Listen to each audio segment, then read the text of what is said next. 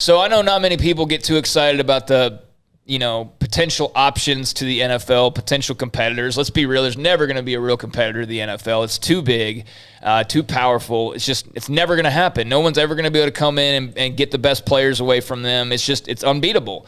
But, others have tried these various leagues just to have an option for players who can't make the league, and the fact that people love football in America. None of them have worked out, obviously. But there was a little bit of a spark a couple months back when, I guess it was more than a couple months back, a year or so ago, when The Rock announced that he had purchased a big stake and is one of the owners of the XFL now. And the plan was for it to return in 2022 as early as like the beginning of the new year.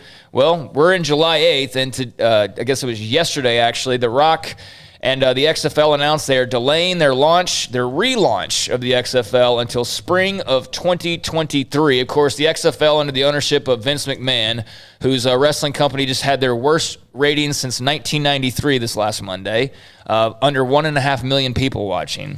It was a holiday weekend, but the numbers have been dropping, and yeah, it's just not a good product. I don't know how people watch it. But anyways, so Vince and the XFL went into bankruptcy. The Rock and his companies bought it out of bankruptcy.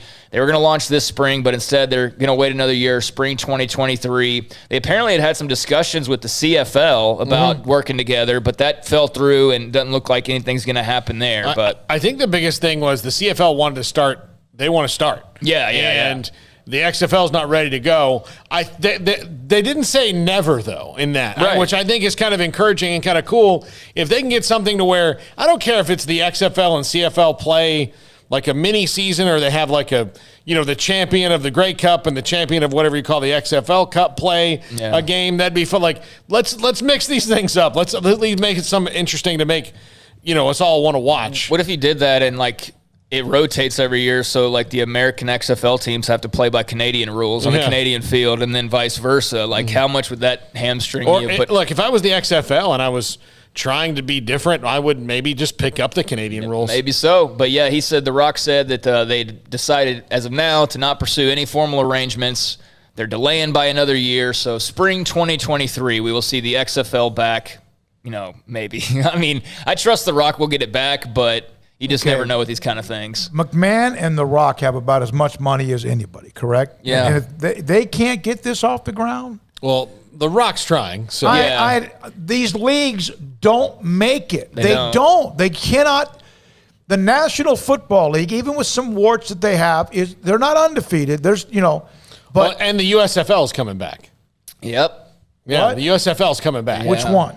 The US, I mean, like they're going to use some of the old team names and everything. Like the Tampa Bay Bandits. Yeah. Memphis Showboats. The Los Angeles Express. Yeah. The San Antonio Gunslingers. Probably not that one. Probably not that one. So, maybe Memphis we see... Showboats. No, that was the WFL. Yeah. The San Antonio Gunslingers have the distinct... what? They had the worst owner in the history of all of professional sports. New Jersey Generals, the Philadelphia Stars, Kelvin Bryant. That was a league that got me to watch.